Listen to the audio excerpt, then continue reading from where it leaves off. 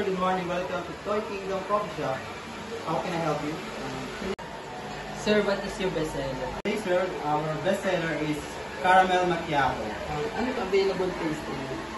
So today, sir, our available pastry is Supreme Doughy Donut with drizzle of chocolate syrup. Sige, yun na lang po yung order. So I repeat, your order is Caramel Macchiato with Supreme Doughy Donut with drizzle chocolate syrup.